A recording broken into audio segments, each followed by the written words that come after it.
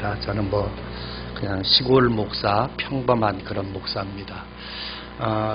유승준 목사님이 저를 이렇게 너무 거창하게 소개를 해서 저도 유승준 목사님을 칭찬하고 좀 들어가려고 그래요. 여러분들 좀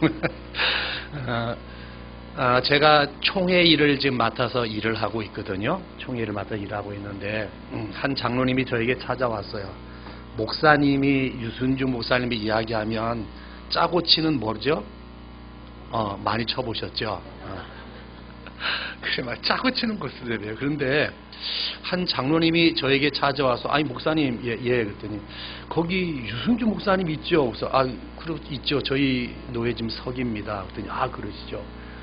그 친구 참 대단한 친구라고 해서 뭐가 이렇게 대단한데 대단한 친구가 한번 이야기해 보세요. 그랬더니 그분이 쫙 이야기를 하시는 거예요. 쫙 이야기하시면서 무슨 이야기 하시느냐면 여러분들 조심하시기 바랍니다. 유승준 목사님 언제 도망갈지 모르니까 꼭 잡지 않으면 도망갈 수도 있어요.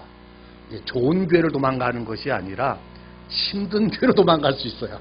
그러니까 조심하셔야 돼요, 항상. 그러니까 목사님, 그 장로님이 하는 소리가 뭐냐면, 목사님 거기서 진주에 가만히 있으면 이제 거의 160명도 넘고 200명 되는데 왠지 조금만 목회하게 되면 이제 300명 되고 안락하게 목회 편안하게 하면 되는데 갑자기 왜 이렇게 힘든 게 올라서 고생하는지 모르겠다고 장로님이 이야기하는 거예요. 장로님이 저한테. 그래서 그러시냐고. 난 몰랐다고. 그랬더니 그 친구 정말 대단한 친구라고. 왜 박수를 안 쳐요, 여러분들? 참 이상해, 참.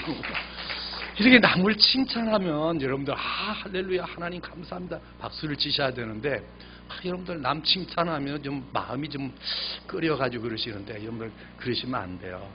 감사하셔야 돼요.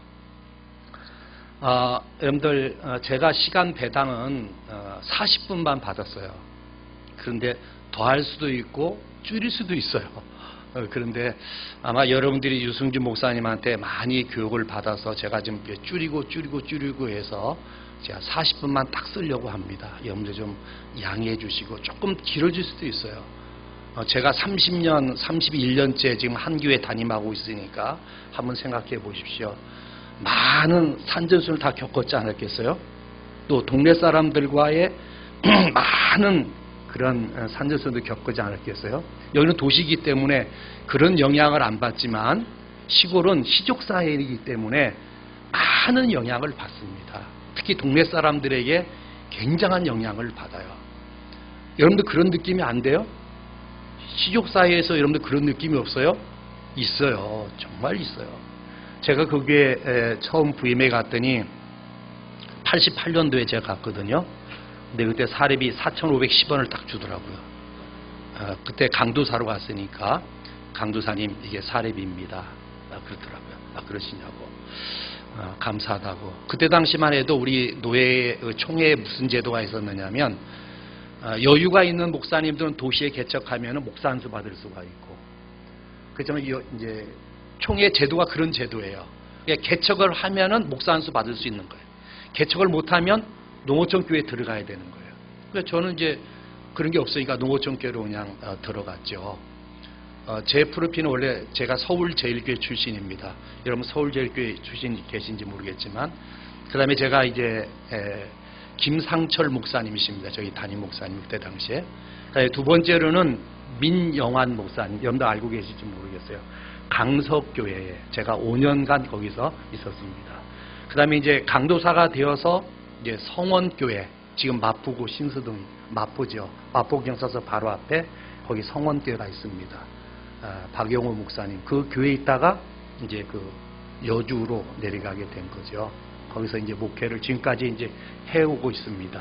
여러분 그렇게 되면 제가 어디 출신을 대충 감이 잡히겠죠. 서울에서 초등학교, 중학교, 고등학교, 대학교 다 나왔거든요. 그렇게 여러분들 감이 잡히겠죠.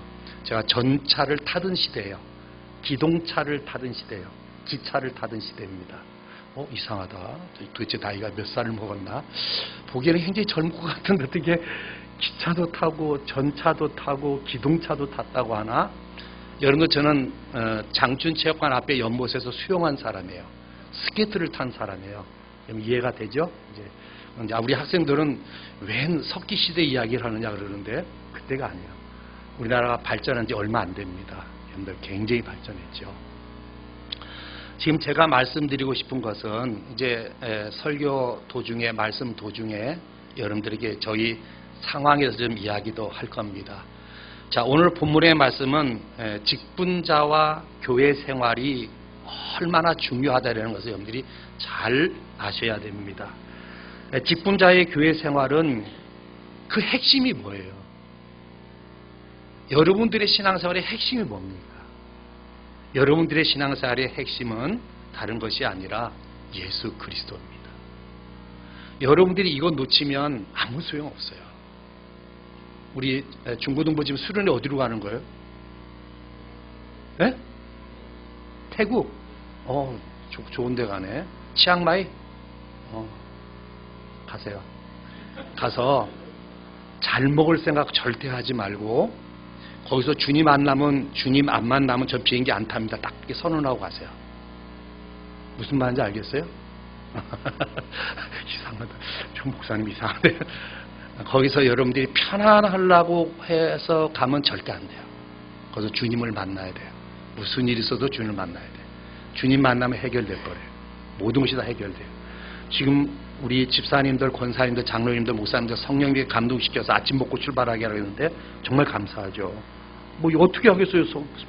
성령님께서 그냥 가면 그냥 가야지 어떡할 거예요. 우리가 감사하죠. 진짜 감사하죠. 우리 주일학생도 좀, 우리 중고등학생도 좀 보냈으면 좋겠는데 한 번도 못 보냈어. 올해도 신대원 보내가지고 그냥 짜장면 먹고 오게 했는데 우리도 봐가지고 이제 태국으로 보내야 되겠네. 봐가지고. 그러니까 오늘 저와 여러분들이 주님을 놓쳐버리면 안 됩니다. 항상 교회와 주님, 그리고 가정과 주님, 직장과 주님, 이걸 잊어버리면 절대 안 되죠. 근데 오늘 많은 성도들이 이것을 잊어버리고 살 때가 너무나도 많은 것입니다.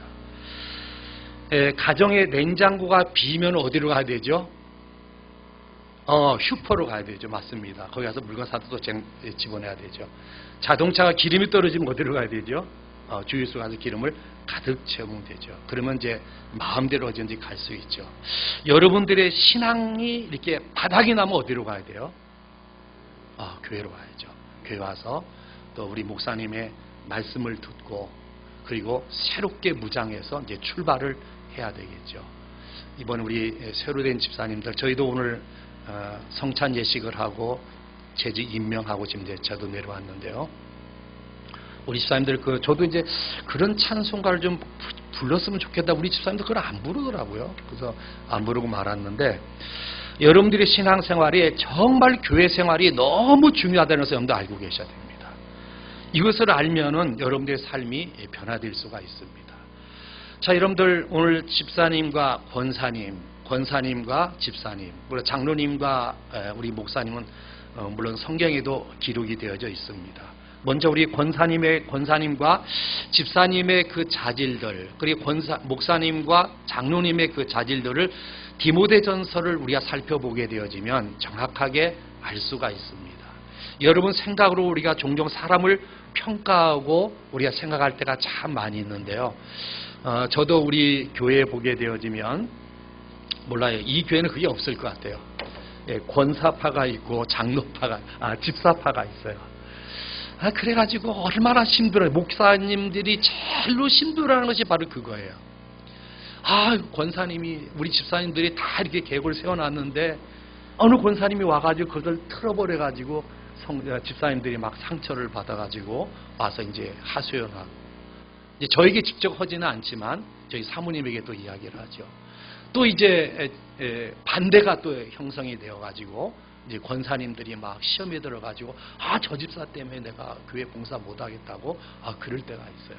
그럴 때 여러분들이 무엇을 봐야 되느냐면 디모데전서를 여러분들이 3장을 보면서 저 사람의 달란트가 무엇인가, 저 사람의 자질이 무엇인가를 빨리 판단해버리면 정리를 할 수가 있어요.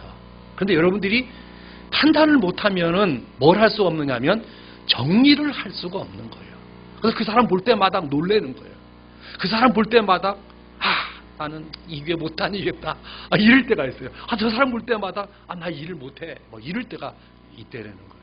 그러니까 우리가 누구든지 우리가 섬길 때의 그 가치가, 그 사역이 어디 있는가를 여러분들이 분명히 알게 되어지면 내 사역을 잘 감당할 수가 있습니다. 그래서 바울 사도가 이 직분을 섬기기 원하는 사람들을 뭐라고 말하느냐면 그리스도를 닮은 성품을 가져야 된다. 바로 그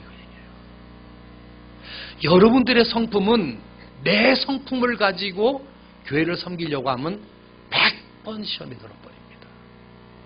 그러니까 여러분들의 삶 속에서 성령님의 은혜를 받지 아니하면 안 돼요.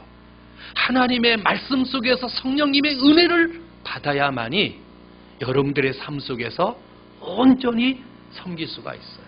그래서 오늘 바울 사도가 예수 그리스도의 닮은 성품을 닮은 사람들, 예수 그리스도 성품을 가진 사람들을 통하여서 그분들을 바로 뭐라고 이야기하냐면 집사다, 권사다, 장로다, 목사다 이렇게 이야기하는 거예요. 우리는 종종 내 성품으로 살아갈 때가 너무나도 많잖아요. 내 성품으로 살아가게 되어지면은 우리 입에서 뭐가 나와요? 차 타고 가다가 여러분들 놀래켰어요. 그럼 여러분들 어떻게 하실래요? 금방 무슨 소리가 나오죠? 솔직히 이야기해 봅시다. 에이 저런, 그 다음부터 저는 말 못하겠어요. 그런데 저는 어느 날 이것을 생각했어요. 저도 이제 운전을 우리 수도 남로에서 경기 동본우에서 운전을 제일로 빨리 하는 사람으로 소문난 사람 중에 한 사람이에요. 왜 그러냐면 저희 지역이 상당히 멀잖아요. 그래서 이제 항상 노회에 오게 되어지면 빠른 속도로 움직여야지만이 이제 도착을 해요. 그래서 이제 제가 이제 운전을 상당히 빨리 하는 사람인데요. 그러다 보게 되어지면 놀랄 일들이 참 많이 있죠. 빨리 달리는데 놀랄 일 없는 사람이 있어요?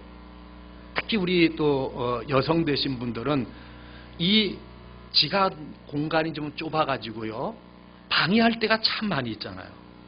나는 안 그러신다고 오신 분도 계실 거예요. 괜찮습니다. 여러분들 운전하시는 거 저는 뭐 안 봤기 때문에 상관이 없어요. 그런데 이제 그런 분들 만나면 제 마음에 뭐가 생길까요? 조급증이 생기죠. 막 빨리 가야 되는데 지금 노예 시간은 점점 다가오는데 이거 큰일 났구나. 막 가다 보게 되어지면 이제 문제가 생기게 되어지면 입에서 이제 막 이상한 소리가 나오게 되어지고 그렇게 되어지는데, 저는 그렇게 한 적은 없어요. 사실 목회자의 그 양심으로서 막 창문을 내리고 쌍욕을 하고 창문을 내리고 뭐 너 죽을래 살래 주먹질하고 그런 적은 없어요. 사실. 근데 내 마음으로 저 사람 왜 나와가지고 나를 이렇게 괴롭히나. 이제 그러다가 어느 날 그게 아니더라고요. 그게 아닌데, 그래 나는 예수 믿고 너는 복 받으라. 이제 그러면서 생각을 바꿔버린 거예요. 그렇지 않으면 어떤 생각이 나죠? 저 왜 나와가지고 왜 나를 길을 방해하고 왜 힘들게 하나. 예수님의 성품을 바꾸고 나서부터는 사람이 바뀌어지더라고요. 아멘. 아멘 하셔야죠. 이건 정말 아멘 해야죠, 여러분들. 내 성품 가지고 살면은 남편을 보면 짜증나고 자식을 보면 짜증나지만 내 성품이 예수님의 성품으로 바뀌어져 버리면 남편을 봐도 기쁘고 자녀를 봐도 기쁘고 돈 안 벌어 와도 기쁘고 자식이 공부 제대로 못해도 기쁘고. 여러분들 오늘 은혜 찬송가 불렀잖아요. 은혜. 요즘 이 찬양 사역자들의 찬양을 여러분들 받으시고 은혜를 안 받으셨어요? 저는 은혜를 받아요. 내 삶이 전체가 뭐냐면 하나님의 은혜예요. 몰라 여러분들은 좀 좋은 환경에 사시니까 내 힘으로 산다고 할지 모르지만 저는 내 힘으로 살아본 적이 없어요.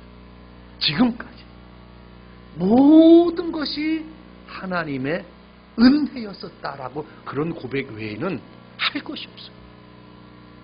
할 것이 없어요.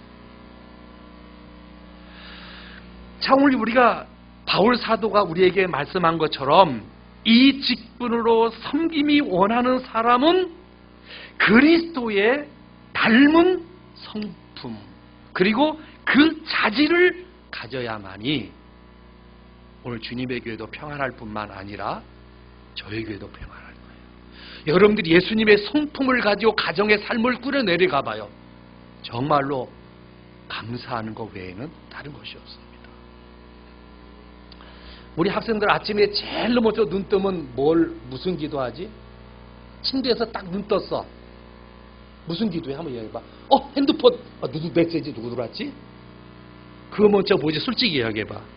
봐, 안 봐? 보지? 왜 대답을 안 해? 목사님만 보고 있어? 그러면 핸드폰?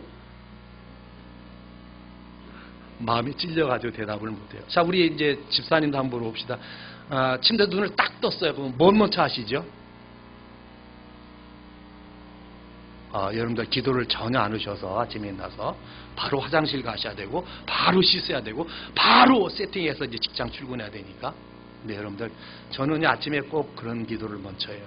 4시 반에 딱 일어나자마자 하나님 감사합니다. 오늘도 하나님의 은혜 속에 살아갑니다. 오늘도 하나님이 은혜를 주셨습니다.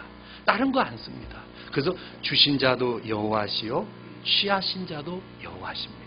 하나님 아버지 감사합니다. 그리고 이제 가서 씻고 새벽 기도 올라가요.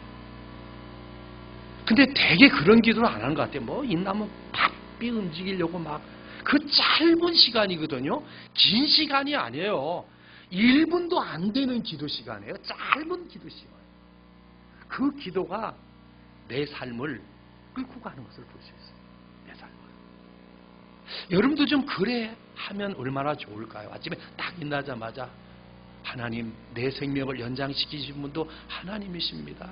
오늘 하루로도 여신 분도 하나님이십니다. 내 삶을 살아가게 하신 분도 하나님이십니다. 하나님의 은혜 속에 삽니다. 이렇게 살아가면 여러분들 얼마나 기쁘겠어요. 남편이 아무리 짜증을 내도 아내가 아무리 짜증을 내도 하나님 은혜 속에 사는 사람은 화를 내지를 않아요. 화를. 그렇잖아요. 여러분 생각해 보세요. 하나님의 은혜 속에 사는데 어떻게 화를 낼 수 있겠어요. 그죠? 매사의 모든 일에 감사하죠. 그러면 여러분들 오늘 집사님과 권사님에 대한 이 재직 세미나이기 때문에 오늘 그 자질을 한번 이렇게 성경을 통해서 한번 이렇게 비춰봅시다. 그래야지 여러분들이 알 거 아니에요. 그냥 넘어가 버리면 또 모를 거 아니에요. 내 자질이 어떤지 모르고 살아가 버리면 여러분들도 힘들고 같이 섬기는 사람도 힘들고 얼마나 힘들겠어요. 근데 자질이 되어져 있으면 쉬워요. 간단해요. 제가 이걸 예를 듣기 위해서 제가 결혼하고 나서 저희 사모하고 상담소에 가서 상담을 했어요. 왜 그러냐면 연애를 하고 결혼을 했지만 정확하게 모르잖아요. 근데 정확하게 알아요? 정확하게 알 수 있어요? 모르잖아요. 그래서 가서 이제 상담을 했더니 나는요 판단력이 좀 떨어지더라고요. 어떤 일을 판단할 때에 내 아내가 훨씬 판단력이 빠르더라고요. 그래서 이래가지고 내가 이 가정을 리드로 삼으면 이 가정이 상당히 힘들겠다. 그런 생각이 딱 드는 거예요. 그래서 그 다음부터 당신이 모든 재정이고 뭐고 다 당신이 담당을 해라. 나는 이제 오직 목회만 전념하겠다. 그러고 맡겼더니 편안하더라고요. 진짜. 돈 어디 써서 어떻게 해서 뭐 해서 자식은 왜 그래 뭐 이런 이야기가 나올 필요가 없더라고요. 아직까지도 부부싸움 하시는 분들은 빨리 상담소에 가서 한번 상담을 해볼 필요가 있어요. 내 성품에 대해서 그리고 우리 가정에 대해서 이렇게 빨리 판단해버리면 손을 놓기가 굉장히 편안한 거예요.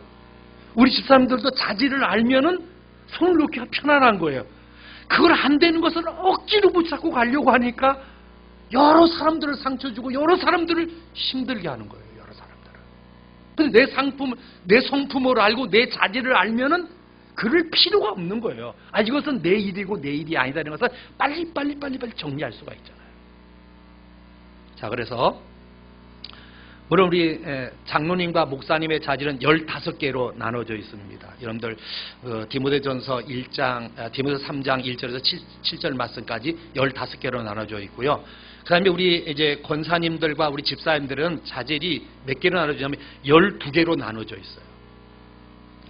자, 오늘 디모데전서 3장 8절에서 13절까지 그 자질에 대해서 말씀하는데요. 이 자질을 제가 빨리빨리 읽어드릴게요. 정중하라고 하는 것은 뭐냐면 내적 성품이 분명히 강해야 되는 것입니다. 그 다음에 일구이연하지 아니하고, 이 말은 그 말에 정직성과 진실성이 있어야 돼요. 이 말에 정직성과 진실성이 없기 때문에 문제가 생기는 거예요. 그 다음에 술에 임박히지 아니하면, 이 말은 뭐냐면 중독되면 절대 안 된다. 중독되면 끝나는 거야. 그 다음부터 게임에 중독되면 다른 거 할 수 없어. 중독되면 안 되는 거야. 적당히 즐겨야 되지 중독되면 큰일 나는 거야. 무슨 말인지 알겠지? 너희들 보고 한 거 그 소리 아니야. 집사님 보고 하려고 하는데 좀 미안하니까 너희들 보고 한 것뿐이야 지금 내가. 그러니까 너무 상처받지 마 절대. 너희들 이해할 줄 알고 지금 이야기하는 거야. 여러분, 중독되면요 이거 큰 문제입니다. 중독되면 안 됩니다. 그리고 더러운 일에 탐하면 절대 안 됩니다. 왜? 정부가 요즘 난리지기고 있잖아요. 더러운 일에 탐했기 때문에 그렇습니다. 돈과 관련된 것에 좀 여러분들이 진실할 필요가 있습니다. 돈 얘기하니까 조금 제가 이야기할게요.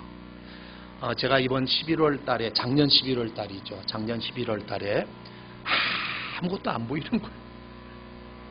왜 그러냐면 대개 12월 달이 교회가 이 돈 빠져나가는 돈이 엄청나게 많거든요. 저희도 교회가 한 5천만 원 빚이 있어가지고 그걸 갚는데 그 이자가 나가는 돈이 상당한 거예요. 그 이자 같으면 우리 부목사 사례비 저거도 해서 다 끄고도 남을 그 돈이 이자로 빠져나가니까, 그 교회가 재정이 여유가 있어서 그런 것도 아니고 재정도 이제 거의 바닥치고 있는데 그런 상황이 딱 터져버리니까 앞이 안 보이는 거예요. 그러니까 그럴 때 우리는 어떻게 해야 되죠? 그럴 때 어떻게 하셔야 돼요? 집사님 같았으면. 앞이 안 보이는 상황에 딱 직면했을 때 집사님들은 어떻게 하실래요? 어떻게 하셔야 되죠? 우리는 하나님 앞에 무릎 꿇는 길 외에는 다른 방법이 없어요. 그러니까 하나님께서 한 방에 딱 해결해 버린 거예요. 왜 아멘 안 해요? 내가 복 받았던 거 이렇게 마음 아파요? 어이, 참 이상하시네. 내가 복 받았다는데 왜 그러세요? 왜? 한 방에 딱 해결해 버린 거예요. 그러니까 그래서 내가 그 집사님에게 문자를 보냈어요. 집사님의 은혜로 우리 교회와 내 가정이 올해는 편안하게 잘 넘어갔습니다. 문자를 보냈어요. 여러분, 앞이 안 보일 때는요 정말 난감할 때가 많이 있어요. 아마 우리 유승준 목사님도 그런 경험이 상당히 있을 거예요. 난감할 때가 있어요. 그때는 여러분들 사람 보면 절대 안 돼요. 그때는요 나를 잘 이해할 수 있는 권사님 쫓아가면 절대 안 돼요. 그때는요 나를 잘 이해할 수 있는 같은 남편 쫓아가면 절대 안 돼요. 오직 하나님의 말씀 앞에 들어와서 기도하셔야 돼요. 기도하면 하나님이 해결하시는 거예요. 자, 오늘 깨끗한 양심. 깨끗한 양심은 사회적으로 모범적인 사람이 돼야 된다는 것입니다. 그 다음에 여러분들이 이 사람을 먼저 시험해보고 라고 말씀합니다. 물론 우리 목사님이 시험해보고 집사님을 세우는지 안 세우는지 잘 모르겠지만 사람을 시험해보고, 그 다음에 7번째 정숙해야 된다는 것입니다. 몸과 마음이 단정한 사람이어야 된다는 것입니다. 그 다음에 8번째는 모함하지 아니한 자들. 여러분들 비방하는 사람 되면 절대 안 됩니다. 이 집사님은 이렇게 하시는가 보다. 저 집사님은 저렇게 하시는가 보다. 그렇게 하나님께서 다양한 사람을 세우셨군요. 하나님 감사합니다. 그리고 마셔야 되는 것이지, 그 집사님을 내가 설득시켜서 내 사람으로 만들려고 하면 여러분 얼마나 힘든지 몰라요. 그 사람은 내 사람으로 만들려고 한다면 그 사람을 비방해서 다른 사람들을 비방거리로 만들어가지고 그 사람을 내 편을 끌어들이려고 하면 얼마나 힘든지. 그렇게 하지 마시고 저분은 저런 달란트가 있구나, 나는 이런 달란트가 있지, 그렇게 그냥 넘어가시면 돼요. 그 다음에 절제하며, 여기서 욕망과 쾌락으로부터 절제한다라는 그런 내용입니다. 제가 고시부장으로 있을 때요, 장로님을 세운다고 어느 목사님이 데리고 왔어요. 데리고 왔는데 우리 고시부에서는 안 됩니다. 이 사람이 이혼한 경력이 있어서 안 됩니다. 그랬더니 그 목사님이 그게 아니라라고 걱정하지 말라고 내가 이분을 잘해서 세우겠다고. 그래서 우리는 안 된다고 계속 그랬거든요. 그래서 할 수 없이 이제 그 목사님이 그래서 세워졌어요. 세워졌더니 한 몇 개월 교회 충성하다가 결국은 그 교회를 힘들게 하고 목사님을 힘들게 하고 결과적으로 그 교회를 떠났습니다. 자, 여러분들 절제하지 못하면 안 됩니다. 특히 우리 집사님들은 잘 절제를 해야 됩니다. 그 다음에 모든 일에 충성돼야 된다는 거예요. 진실한 행동과 삶으로서 충성해야 된다는 것입니다. 그 다음에 한 아내와 남편, 그리고 가정을 소중하게 여겨야 된다는 것입니다. 다시 마지막으로 자녀와 자기 집을 잘 다스리는 모범적인 가정이어야 된다고 하는 것입니다. 얼마나 아름답습니까? 이 아름다운 직분의 모습은 성경의 좋은 직분의 모습으로 정말 아름다운 것이죠. 하나님께서 사람 앞에서 그리고 세상 속에서 별과 같이 빛나게 한다라고 말씀하고 있습니다. 저를 여러분들이 언제 저희 동네를 지나가거든 저 은혜샘교회 목사가 어떤 목사냐 저희 동네 사람들에게 한번 물어보세요. 저 사람이 어떤 목사님인가. 그리고 우리 유순주 목사님 여기 아파트가 하도 많아가지고 어느 아파트 가가지고 유순주 목사님 주님의 교회 목사님 성품이 어떤가 물어볼 수가 없을 것 같아요. 아파트는 그게 안 되니까. 근데 동네는 시골이라는 동네는 소문이 금방금방 번져나가잖아요. 이웃 동네까지 금방금방 번져나가잖아요. 그래서 여러분들이 이포보에 오셔서 이포보 구경하시고 이포보에서 양평 쪽으로 한 4km 정도 내려오면 강 쪽에 은혜샘교회라고 큰 교회 붙어 있습니다. 그 큰 교회 서인데 그 이쪽에 동네인데 그 동네 가가지고 저 교회 목사 가지고 어떠냐고 한번 물어보세요. 뭐라고 이야기하나. 여러분 우리의 삶 속에서 하나님의 자녀로서 삶을 살아가는 것이 얼마나 중요한지 몰라요. 제가 저희 교회 처음 가고 나서 한 번도 저는 주일날 외에는 넥타이 매본 적이 없어요. 왜 그런 줄 아세요? 지금까지 우리 전성준 전도사님도 그 교회를 왔다 가신 분이에요. 무슨 말인지 이해가 돼요? 학교 다닐 때 왔다 간 그 교회예요. 그러니까 나까지 몇 명이 바뀌었냐면 내가 12번째 그 교회를 들어간 거예요. 그래 12명이 바뀐 거죠. 계속 바뀐 거죠. 그러니까 동네 사람들이 교회를 신뢰하지를 않는 거예요. 그래서 우리 처음 갔더니 그 동네 사람들이 뭐라고 이야기하느냐면 언제 가십니까? 그게 인사예요. 그리고 동네 사람과 말을 섞지를 않아요. 그래서 이래서는 안 되겠다. 그래서 제가 결심한 것이 뭐냐면 예배 외에는 넥타이를 안 맨다. 그래서 넥타이를 맨 적이 없어요. 그리고 동네 사람들과 하나가 된다. 제가 시골에 가서 안 해본 것도 없어요. 무슨 말인지 이해가 되겠어요? 그래서 제가 경운기도 몰아보고 트랩터도 물어보고 모도 쪄보고 안 해본 게 없어요. 왜? 그들과 동화되 하나 되기 위해서. 못 쪄보신 분 한번 손들어 보시죠. 못 쪄보신 분. 뭘 어떻게 찌죠? 권사님 집사님인지? 어떻게 쪄요? 이렇게 그냥 땡기면 되는 거예요? 정말로 해보셨어요? 심는 것만 해보셨다고? 모를 이렇게 씨앗을 쫙 뿌려가지고 모가 크잖아요. 그래서 모를 이제 다 이렇게 뜯어야 되는데 저는 이제 제가 처음 가가지고 저는 몰랐죠. 상식을 그거 몰라가지고 그러면 시골 이분들이 좀 잘 가르쳐줘가지고 모를 찔 때는 모를 이렇게 옮길 때는 하나 둘씩 이렇게 뜯어야 됩니다. 이렇게 이야기하지 않았어요. 저에게 그렇게 안 가르쳐줬어요.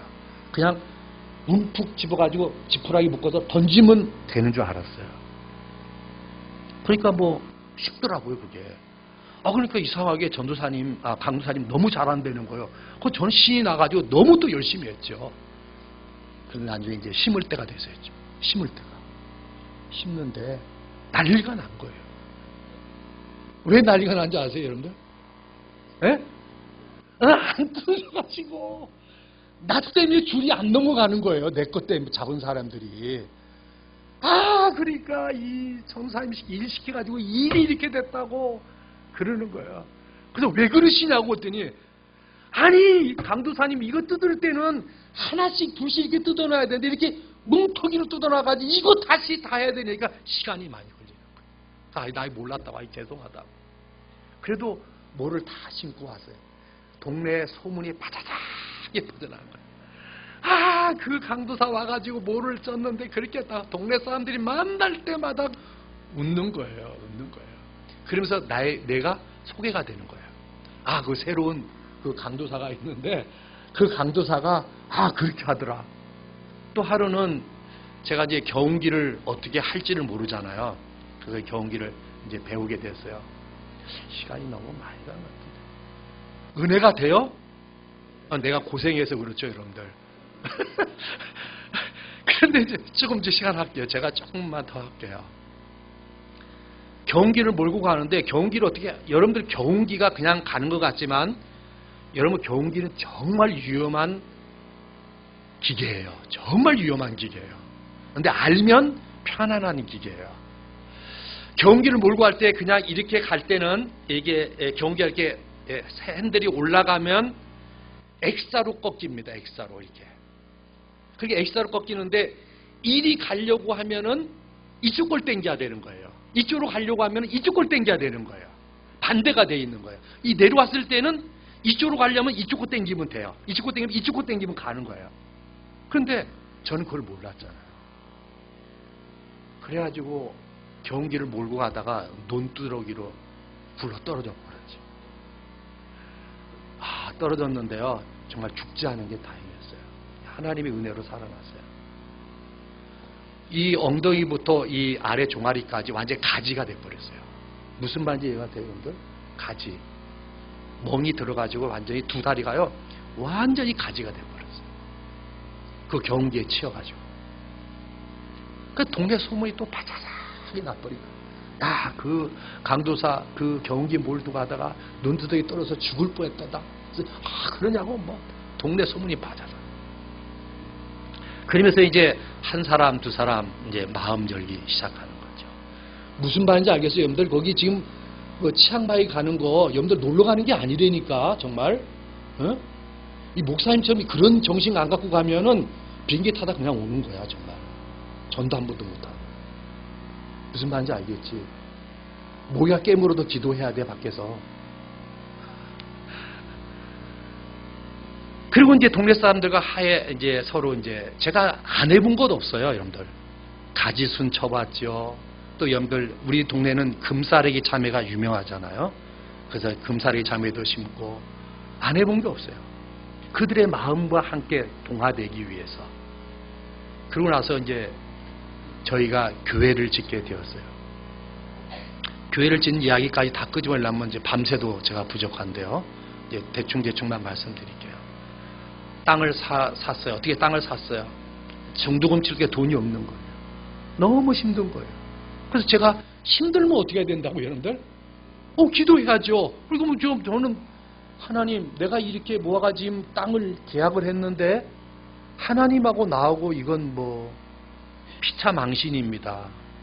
이거 땅값을 쳤는데 그 땅도 우리가 그냥 사고 싶어서 산 게 아니에요. 어느 날 기도하다가 하나님께서 하나님 우리가 땅이 필요합니다. 그랬더니 그 땅 돌아볼래? 그러더라고요. 이게 도록해요. 그리고 여리고성 돌듯이 하나님 돌겠습니다. 그래서 새벽기도 끝나면 혹시 동네 사람들이 보면 미친 사람들이라고 소문날까봐 좀 두렵고, 그리고 또 그 땅을 산다고 소문이 나버리면 비싸게 달랠까봐 또 걱정이 되고서 권사님, 집사님, 우리 그 땅을 사고 싶은데 한번 돕시다. 근데 그 하필인 그 땅을 돈 것이 무슨 땅이냐면 종종 땅이에요. 종종 땅은 팔아요, 안 팔아요? 어떻게 이렇게 잘하셨어요? 안 파는 땅이거든요, 그 땅이.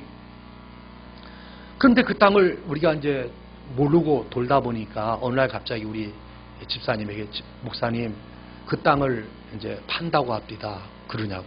그거 사자고. 그래서 저희가 이제 땅을 사기 위해서 꼬박꼬박 모아둔 500만 원이 있었어요.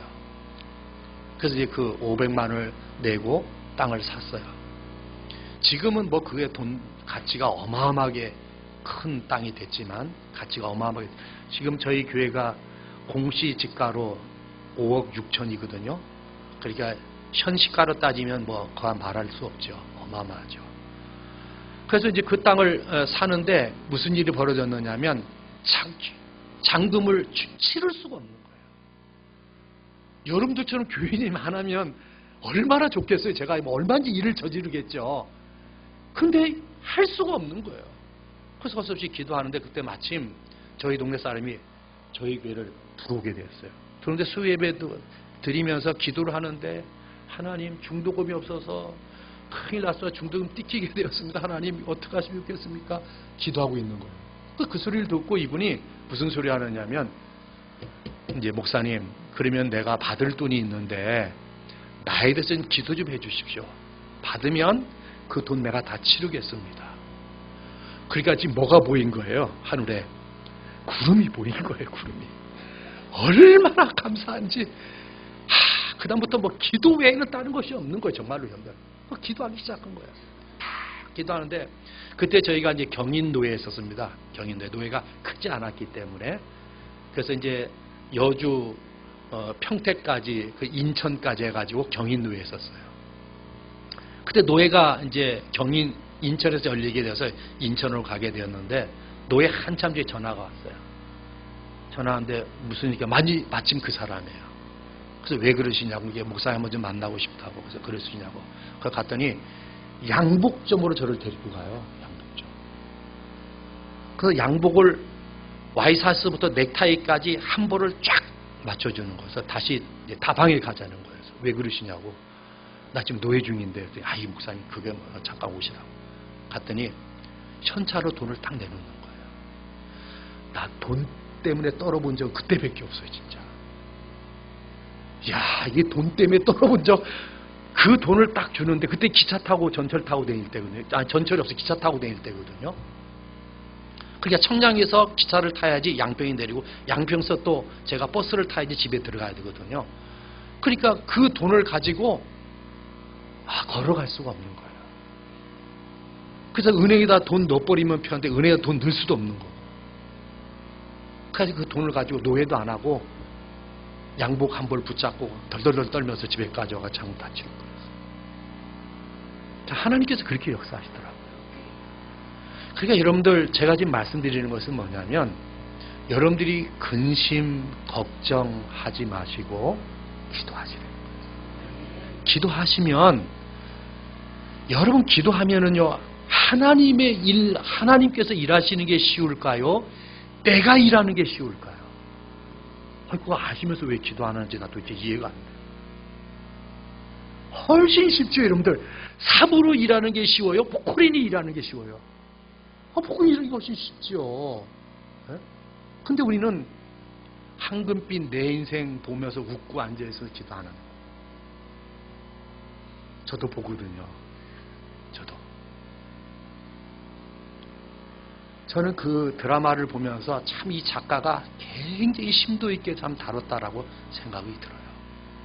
철학적으로, 문학적으로, 심리학적으로, 또 가정학적으로 아주 세밀하게 다뤘더라고요. 진짜.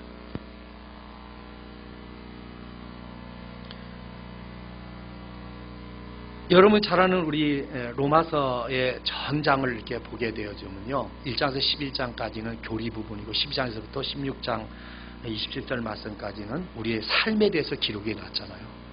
거기에서 말하는 것이 바로 뭐냐면 열심이라는 겁니다. 부지런이라는 것입니다. 여러분들이 열심을 품고 부지런히 기도하고 열심으로 섬기고 부지런히 섬기면 하나님께서 여러분들에게 복을 주시는 것을 볼 수가 있게 되어집니다. 여러분들 게으름은 절대 안 됩니다. 게으름은요, 하나님의 축복이 아닙니다. 우리나라에도 옛날에 그런 적이 있었어요. 정말로 이 나라 사람들이 얼마나 나태한지 선교사들이 와서 딱 보니까 도무지 이 사람들은 복음으로서 변화시킬 수 없어요. 그래서 선교사 본부에 가가지고 대한민국 이 사람들은 절대 이 조선 사람들은 이 사람들은 미개인이라서 복음을 받아들일 수 없다라고 보고한 내용들이 있습니다. 그런데 하나님의 은혜로 이 나라가 복음이 들어오고 나서 교회에서 강단에서 부진화된다라고 이야기하고 또 새마을 정신을 이어받아가지고 이 나라가 지금까지 오게 되어진 거예요. 하나님의 축복이 아니면 이건 어떻게 할 수가 없어요. 하나님께서 여러분들이 기도하면서 하나님의 뜻대로 살아가는 사람들 통해서 하나님은 그를 통하여서 일하는 것을 볼 수가 있게 되어져요. 제가 여러분들 우리 교회 짓는 이야기만 잠깐 할게요. 저희가 이제 교회를 이제 땅을 사서 교회를 지어야 될 거 아니에요. 그냥 뭐 땅만 사는 무슨 소용이 있겠어요.